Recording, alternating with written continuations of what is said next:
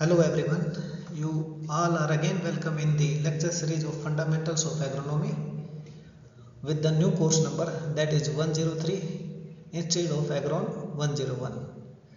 This suggestion or this change is done according to the 6th Dean Committee of ICR, and we can cover all the topics or all the new topics also in this lecture series which are included in the new syllabus.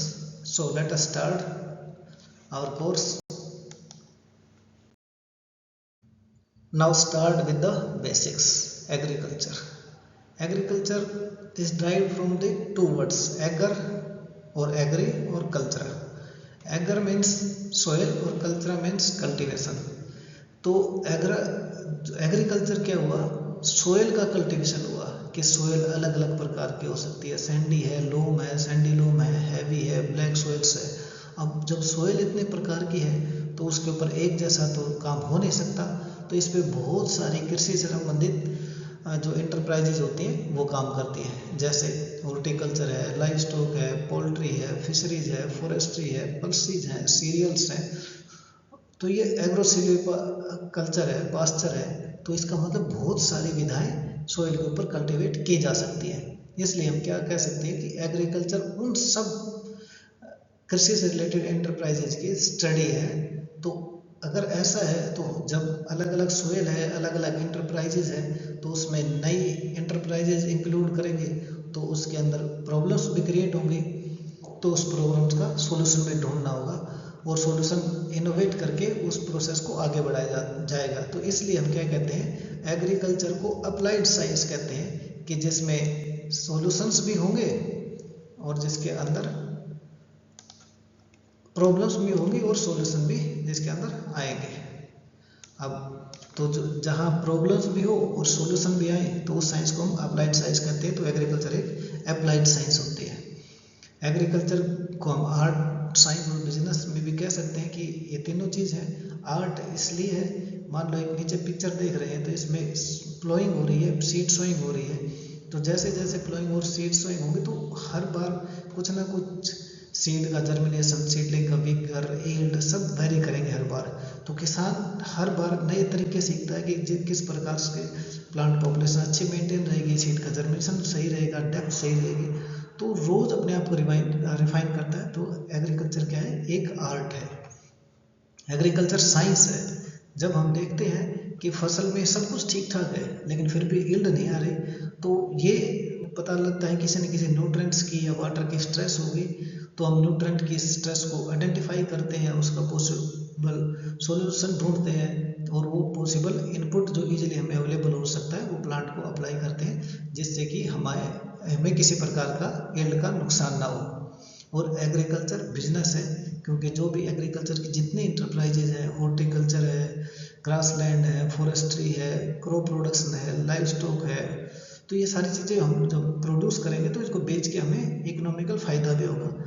तो क्या कह सकते हैं कि agriculture art, science और business होने के साथ और एक इकोनॉमिकल पर्पज़ जो हमारे सोल्व करती है, लाइवलीहुड को पूरा करती है, नीड्स को पूरा करती है। उसके बाद हुआ कि एग्रीकल्चर का ऐसा क्या खास बात है कंट्रीब्यूशन में। एक तो एग्रीकल्चर का जो कंट्रीब्यूशन है 2024-25 की जो फाइनेंस 23-24 की फाइनेंशियल ईयर है, उसमें 1618% जीडीपी में इसका कंट्रीब्यूशन है। जो 1990 की बात करें तो ये कंट्रीब्यूशन 35% था, और जो अब घटा है तो इसका एक बड़ा रीज़न है कि खेती का जो एरिया था वो लगभग स्टेगनेंट है, लेकिन जो इंडस्ट्री है, सर्विस सेक्टर है, उसका एरिया बढ़ता चला गया। तो इसके कारण जो जीडीपी में है एग्रीकल्चर का शेयर कम हुआ। उसके बाद क्या है कि एग्रीकल्चर आज भी लगभग 45 से 50% जो वर्क फोर्स है उसको इन्वॉल्व करता है, चाहे तो डायरेक्ट एग्रीकल्चर में हो या एग्रीकल्चर से अलाइड जो एक्टिविटीज़ होती हैं उसमें हो। और एक मात्र ऐसा ये एग्रीकल्चर बिजनेस है, प्रोफेशन है, जिसके अंदर फीमेल की संख्या बहुत ज़्यादा है। तो ये डायनेमिक शिफ्ट होता है कि जितने जितने एग्रीकल्चर या इसके अलाइड जो इंटरप्राइजेज हैं चेंज होते रहते हैं, इनोवेशन आती है, तो वुमेन्स का पार्टिसिपेशन इसमें बढ़ने के चांसेस हमेशा ज़्यादा रहते हैं, क्योंकि ऑलरेडी एग्रीकल्चर में जो वर्क फोर्स है वो फीमेल्स की बहुत अच्छी खासी तादाद है, बजाय कि इसके कि वो इंडस्ट्री सेक्टर में हो या वो सर्विस सेक्टर में हो। उसके बाद बात करते हैं एग्रीकल्चर में। शुरुआत की बात करें कुछ मोटी मोटी बातों की एग्रोनॉमी स्टार्ट करने से पहले, तो 1980 में पहली बार डिपार्टमेंट ऑफ एग्रीकल्चर स्टार्ट हुआ और 1903 में हमारा जो इंस्टीट्यूट है इंपीरियल एग्रीकल्चर रिसर्च इंस्टीट्यूट, जो बाद में इंडियन एग्रीकल्चर इंस्टीट्यूट के नाम से जाना जाता है, जो न्यू दिल्ली में है, तो 1929 में इसको शिफ्ट कर दिया गया इसको दिल्ली में, क्योंकि अर्थक्वेक के कारण बिल्डिंग इसकी खराब हो गई थी, खत्म हो गई थी, उसको नुकसान हुआ था। तो उसके बाद बहुत सी एग्रीकल्चर में इनोवेशंस हुई, जैसे पहला ग्रीन रिवोल्यूशन जो 1960 में हुआ। Doctor MS. स्वामीनाथन इसके फादर के नाम से जाने जाते हैं, इन्होंने इसमें बहुत बड़ा कंट्रीब्यूशन दिया। वाइट रिवोल्यूशन डॉक्टर कुरियन जिसने फ्लड ऑपरेशन चलाया, मिल्क प्रोडक्शन से रिलेटेड था। आज हम दुनिया के लार्जेस्ट मिल्क प्रोड्यूसर कंट्रीज में हैं। ब्लू रिवोल्यूशन, ब्लू कलर जो हम वाटर का मानते हैं तो फिश और मैराइन प्रोडक्ट्स का है। प्रोफेसर हीरालाल चौधरी इसके रिवोल्यूशन के को हेड करते थे। येलो रिवोल्यूशन जैसे मस्टर्ड है उसके येलो फूल आते हैं, तो उससे थोड़ा रिलेट कर सकते हैं। ऑयल सीड प्रोडक्शन का है, 1986 में स्टार्ट हुआ। टेक्नोलॉजी मिशन ऑयल सीड के नाम से ये रिवोल्यूशन स्टार्ट हुआ और सैम पित्रोदा है वो इसके रिवोल्यूशन को हेड करते थे। Pink revolution, prawn cultivation, onion cultivation, pharmaceutical का जो रिलेशन है इस पिंक रिवोल्यूशन से जुड़ता है। गोल्डन रिवोल्यूशन, इसमें एप्पल और फ्रूट का प्रोडक्शन आता है। राउंड पोटैटो का प्रोडक्शन होता है, से रिलेटेड है। रेड रिवोल्यूशन में मीट, टमाटो और अमरंथस जोड़ाई है, उसका रिवोल्यूशन है। सिल्वर में एग और पोल्ट्री प्रोडक्ट्स का रिवोल्यूशन से रिलेटेड है। और रेनबो रिवोल्यूशन जो 2001 में नीतीश कुमार जी द्वारा हेड किया गया, जिसको overall development of agriculture and allied sectors के नाम से, ताकि दोनों की जो अलाइड सेक्टर्स हैं सबको एक साथ लेके जाया जा सके, सस्टेनेबिलिटी को इंक्रीज किया जा सके और किसी तरह से इनपुट की कॉस्ट को बढ़े, एनवायरनमेंट का हैजार्डनेस है वो कम हो। तो ये इससे रिलेटेड जो बातें थी वो रेनबो रिवोल्यूशन में आई और ये लगभग हमारा 10वां रिवोल्यूशन था जो एग्रीकल्चर से रिलेट करता है। अगर हम थोड़ी सी एग्रीकल्चर की प्रोग्रेस भी देखना चाहें तो जब हम आज़ाद हुए तो हमारा मेन फोकस था किसी तरह फूड में हम सेल्फ सफिशिएंट हो जाएं, हमें बाहर हाथ ना फैलाना पड़े। तो 1960 के दशक में जब 65-66 में हमने देखा था कि ग्रीन रिवोल्यूशन आया था ऊपर पहला ही बड़ा रिवोल्यूशन ही, तो 1960 के दशक में अच्छी क्वालिटी के सीड, फर्टिलाइजर, इरिगेशन लेके आए और व्हीट और प्रोडक्शन को इंक्रीज करने का उद्देश्य से हरित क्रांति हमारी आई बाहर। 1970 में FCI food corporation of India का एस्टेब्लिशमेंट हुआ। 70 से जो 80 का था इसमें ऑपरेशन फ्लड जो दूसरा हमारा रिवोल्यूशन है वाइट रिवोल्यूशन, उस पर काम किया गया। 1991 में इकोनॉमिकल लिबरलाइजेशन देगी कि किसी तरह एग्रीकल्चर का जो प्रोड्यूस है हम सेल्फ सफिशिएंसी की तरफ थे, हमारे पास इतना प्रोडक्शन आ गया था कि हम अपना काम चला सकते हैं। तो अब उसको एग्रीकल्चर को बूस्ट करने के लिए हमें बाहर से इनकम तब कब जनरेट होगी जब हम एक्सपोर्ट करेंगे, उसकी क्वालिटी अच्छी होगी। तो जो 1991 में पहली बार एक्सपोर्ट पे काम करने के लिए पॉलिसीज बनी। फिर 1998 में नेशनल पॉलिसी बनी जिसका उद्देश्य था सस्टेनेबिलिटी। 2000 में लगभग इस किसान क्रेडिट कार्ड को इंट्रोड्यूस किया गया ताकि किसान अपने जो फाइनेंशियल आवश्यकताएं हैं वो बैंकों से कम ब्याज दर पे प्राप्त कर सके और जैसे फसल हार्वेस्ट हो तो उसको भर के दोबारा वो ले सकता है। 2005 में नरेगा, इसने जो रूरल लाइफ है और इंफ्रास्ट्रक्चर है उसको निखारने में बहुत अहम रोल किया, क्योंकि ये 100 दिन की रोजगार गारंटी में भी आती है। उसके बाद आती है PMKSY, प्रधानमंत्री कृषि सिंचाई योजना।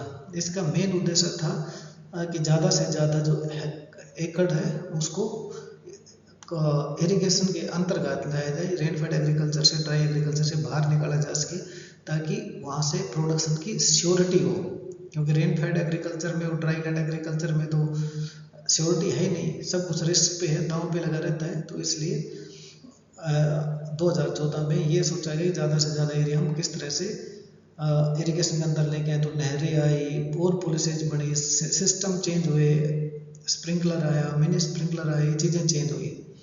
2016 में ई नाम के द्वारा ये कोशिश की गई कि किसान अपना जो प्रोड्यूस है उसको वहाँ बेच के जहाँ उसको अच्छे प्राइस मिलते हों, और 2020 में एग्रीकल्चर बिल्स लेके आए कि जो एग्रीकल्चर सेक्टर है उसमें प्राइवेट इन्वेस्टमेंट आए और लोगों को उनके घरों के आसपास ही इंडस्ट्री लगे, और वो जैसी इंडस्ट्री को रिक्वायरमेंट हो वैसा ही रॉ मटेरियल प्रोड्यूस करे, तो उनकी मार्केट की जो दिक्कत है वो ख़त्म हो सके, इसके लिए ये बिल लेके आए थे। उसके बाद बात आती है कि फूड प्रोडक्शन इंडिया का। जब हम आज़ाद हुए तो हमारा फूड प्रोडक्शन लगभग 50 मिलियन टन था, और 2022 तक आते आते हम 315 मिलियन टन का फूड प्रोडक्शन लेके आए, और जो हमारा दूध का उत्पादन है वो 17 मिलियन टन था, और जो बाद में बढ़ के 2021-22 में लगभग 210 मिलियन टन के आसपास हो गया। इसका मतलब हम आज़ादी के बाद एग्रीकल्चर सेक्टर में बहुत स्ट्रॉन्ग हुए। तो उसके दो उदाहरण तो ये हैं। तीसरा जो उदाहरण है, फिश का जो प्रोडक्शन है वो 0.75 मिलियन टन से 13 मिलियन टन का प्रोडक्शन हुआ। जो हमारे ऑयल सीड क्रॉप्स हैं उनका प्रोडक्शन हमारा 5 गुना बढ़ गया, 5 मिलियन टन से 41 मिलियन टन का प्रोडक्शन हुआ। एग जो कि मात्र 2 बिलियन पैदा होते थे वो 74 बिलियन नंबर्स का प्रोडक्शन हुआ। शुगर केन 57 बिलियन टन से लगभग 300 बिलियन टन पहुंच गए। तो ये एग्रीकल्चर की अलग अलग जितने स्कीम हमने पढ़ी, जो रेवोल्यूशंस आई, उसके अंदर उन सब के एफर्ट्स के कारण, किसानों की मेहनत, साइंटिस्ट की रिसर्च, एक्सटेंशन ऑफिसर का काम, तो उन सब में काम करके ऐसा हम उस पोजीशन पे आ गए कि इंडिया लार्जेस्ट प्रोड्यूसर है वर्ल्ड में फ्रूट का, और सेकंड लार्जेस्ट है मिल्क और वेजिटेबल का। तो दुनिया में हमारी एग्रीकल्चर की बात करें तो बहुत अच्छी पैठ है। उसके बाद एग्रीकल्चर में ये चीज़ें सारी आई, तो एग्रोनॉमी कहाँ फिट बैठती है और इसका इम्पोर्टेंस और इसके स्कोप और इसका फ्यूचर क्या है। तो एग्रोनॉमी ग्रीक वर्ड है, जिसका मतलब है एग्रोज प्लस नोमस। एग्रो का मतलब है फील्ड और नोमस का मतलब है मैनेजमेंट है। एग्रीकल्चर का था सोयल का कल्टीवेशन, एग्रोनॉमी का है फील्ड का मैनेजमेंट, यानी फील्ड के अंदर जो भी क्रॉप उगाई जाएगी उसको किस तरह से मैनेज किया जाए। तो हम ये कह सकते हैं कि एग्रीकल्चर क्या है, इंटर रिलेशन है इन्वायरमेंट का और क्रॉप का। अगर थोड़ा सा और इलोबरेट करें तो फील्ड का मैनेजमेंट का मतलब क्या है, वो एग्रीकल्चर साइंस की ब्रांच है जो डील करती है प्रिंसिपल और प्रैक्टिस क्रॉप प्रोडक्शन के और फील्ड मैनेजमेंट के। अब ये होगी बहुत छोटी सी बात, लेकिन एग्रीकल्चर बहुत बड़ा वास्ट है, एग्रोनॉमी बहुत बड़ी वास्ट है। तो इसके लिए थोड़ा सा और ऐड करें तो एग्रोनॉमी एग्रीकल्चर की वो ब्रांच है जो प्रिंसिपल, प्रैक्टिसेस, सोयल और वाटर मैनेजमेंट और क्रॉप मैनेजमेंट की, यानी अब इसमें एक नई चीज़ ऐड हुई, किस तरह हम वाटर को मैनेज कर सकते हैं, क्योंकि वाटर का क्राइसिस बहुत है और बिना वाटर के एग्रीकल्चर का सोचना भी एक सपना ही है। उसके बाद आती है, थोड़ा सा और करें तो किसान को वो सारे सिद्धांत, वो सारी प्रक्रियाएं, पद्धतियाँ, जैसे पानी, जैसे सोयल और जैसे क्रॉप मैनेज हो उसके साथ साथ क्या चाहिए, उसको हायर प्रोडक्टिविटी भी चाहिए। तो क्या कह सकते हैं, एग्रोनॉमी एग्रीकल्चर साइंस की वो ब्रांच है जिससे वो मेथड समझने में हेल्प करती है जिससे कि क्रॉप को हम हायर प्रोडक्टिविटी हम पे लेके आए। अब सारी बात अगर इकट्ठी करें इसको कि प्रिंसिपल भी है, प्रैक्टिस भी है, सोयल भी है, वाटर भी है, क्रॉप भी है, हायर इन्वायरमेंट भी फेवरेबल होना चाहिए, हायर प्रोडक्टिविटी भी होनी चाहिए।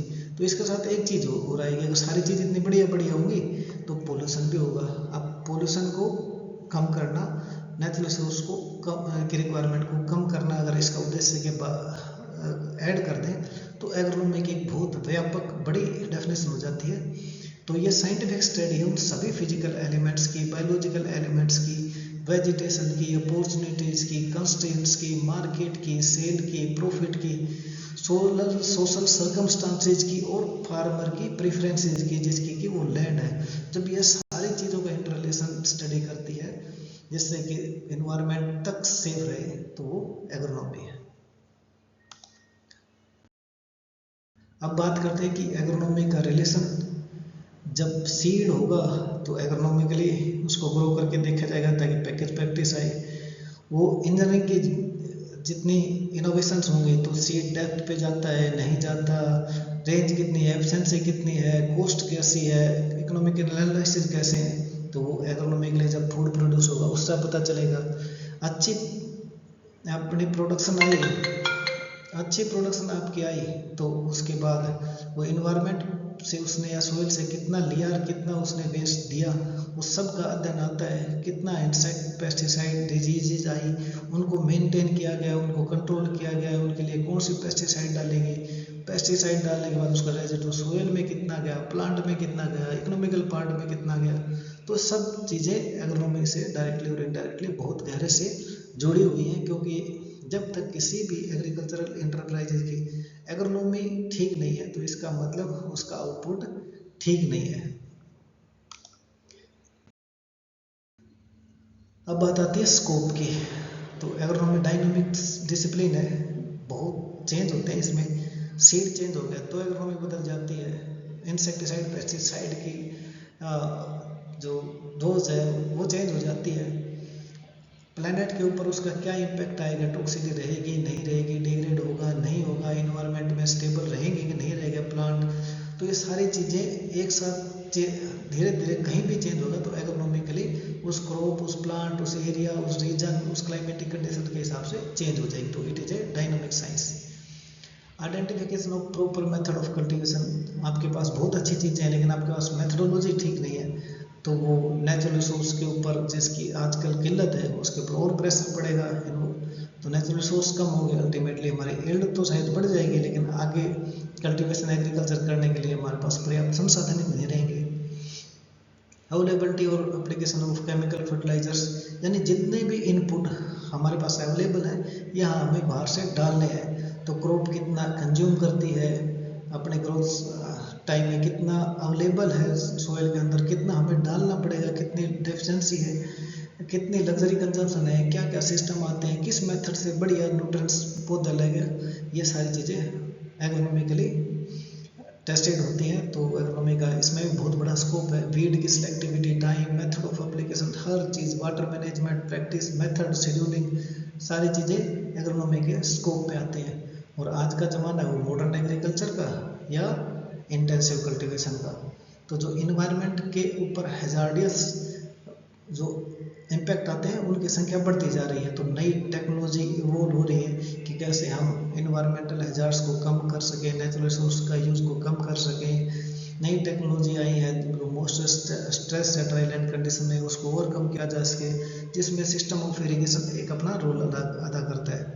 तो किसी भी क्रॉप की या वैरायटी का अगर आपको फुल पोटेंशियल लेना है तो एक पैकेज प्रैक्टिस होती है, वो एग्रोनॉमिकली हर एस्पेक्ट में स्विंग से लेकर हार्वेस्टिंग तक उसको जज किया जाता है तब वो निकलती है। तो जितने